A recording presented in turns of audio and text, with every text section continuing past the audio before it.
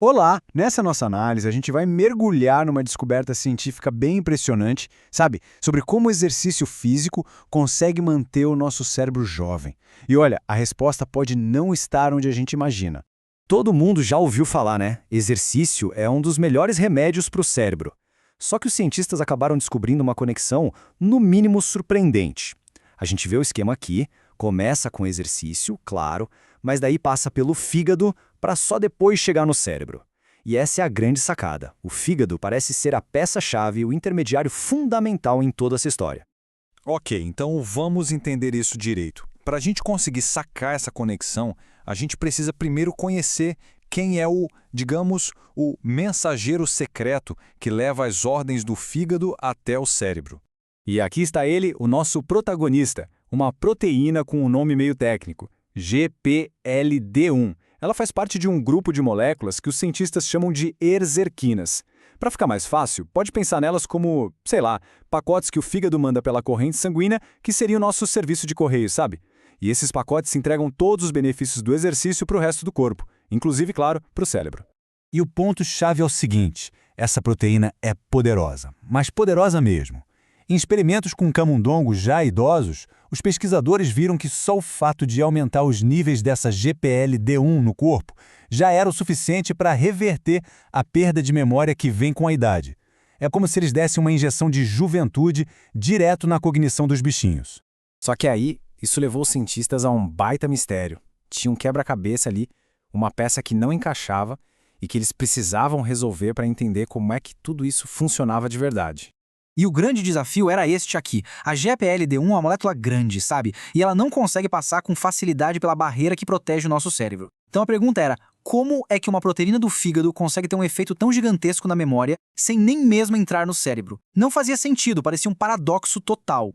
E a resposta para esse mistério todo, olha que curioso, não estava dentro do cérebro, estava do lado de fora, ali nas suas linhas de abastecimento, nos portões de entrada. Então, a investigação se voltou para a famosa barreira hematoencefálica, ou BHE, para encurtar. Pensa nela como se fosse o segurança mais exigente de uma boate, sabe? Controlando tintim por tintim o que entra e o que sai do cérebro. A lógica foi, se a GPLD1 não estava conseguindo entrar, talvez o trabalho dela fosse feito ali mesmo, do lado de fora, no portão. E agora, olha só que interessante a diferença visual. Do lado esquerdo, a gente vê os vasos sanguíneos de um cérebro jovem, limpinhos, eficientes. Já na direita, os de um cérebro mais velho. Tá vendo essa sujeira vermelha que vai acumulando? Isso é uma outra proteína, chamada TNAP. Conforme a gente envelhece, ela vai se depositando nos vasos do cérebro. É como se ela fosse literalmente enferrujando os portões de entrada. E essa ferrugem, essa TNAP, é um problemão, porque ela não só atrapalha a chegada de nutrientes importantes para o cérebro, como também enfraquece a barreira de proteção. E aí coisas que não deveriam entrar acabam vazando para dentro. E tudo isso, claro, está diretamente ligado àquele declínio cognitivo que a gente vê no envelhecimento. Então, a história começa a ficar bem clara, né? A gente tem o nosso herói, a GPLD1, e o nosso vilão, a TNAP.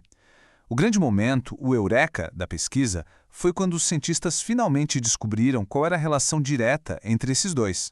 E aqui a solução aparece e é brilhante. A GPLD1 não precisa entrar no cérebro, não. Em vez disso, ela funciona como uma equipe de limpeza super especializada. Ela viaja pelo sangue, chega lá nos portões do cérebro e de fora mesmo ela simplesmente corta e remove aquele acúmulo de TNAP dos vasos sanguíneos. Basicamente, ela limpa o caminho. Vamos repassar esse processo de limpeza passo a passo. Primeiro, o exercício avisa o fígado para liberar GPLD1. Segundo, essa proteína viaja pelo sangue até chegar nos vasos do cérebro. Terceiro, lá ela encontra a TNAP e pá, remove ela dali. E o resultado de tudo isso? Uma barreira hematoencefálica mais limpa, rejuvenescida e funcionando muito, mas muito melhor. Tá, mas como é que eles provaram isso na prática? Simples. Os cientistas pegaram camundongos idosos e compararam dois grupos. O grupo de controle, que não recebeu nada, continuou com aquele monte de TNAP enferrujando os vasos do cérebro como era de se esperar. Agora, o grupo que recebeu um boost de GPLD1, esse teve uma redução drástica daquela sujeira de TNAP. A evidência era indiscutível. E com essa descoberta na mão, os pesquisadores partiram para os experimentos finais. Aquele para bater o martelo e confirmar de uma vez por todas que a TNAP era mesmo a grande vilã da história. E, por consequência, um novo alvo, e um alvo muito promissor para tratamentos. A prova final, a cereja do bolo, veio de 2 experimentos geniais. No primeiro, eles fizeram o seguinte: aumentaram a quantidade de TNAP em camundongos jovens de propósito. E adivinha o que aconteceu? Os cérebros jovens começaram a se comportar como cérebros velhos, com falhas de memória e tudo mais. Aí no segundo experimento, eles fizeram o oposto. Pegaram camundongos idosos e usaram uma droga para bloquear a TNAP. E o resultado? Os cérebros velhos voltaram a funcionar como se fossem mais jovens. É incrível! E se não bastasse, tem mais um dado que é de cair o queixo.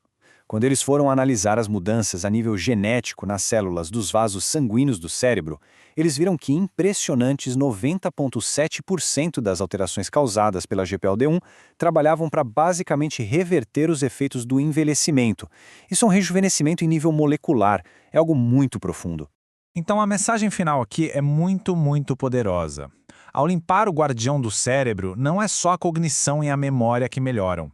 A pesquisa também mostrou que esse processo pode até reduzir aquelas placas de proteína amiloide, que, como a gente sabe, são uma das marcas mais conhecidas da doença de Alzheimer.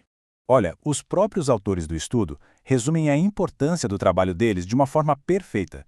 Eles dizem que identificaram a vasculatura cerebral, ou seja, os vasos sanguíneos do cérebro, como a mediadora dos benefícios cognitivos.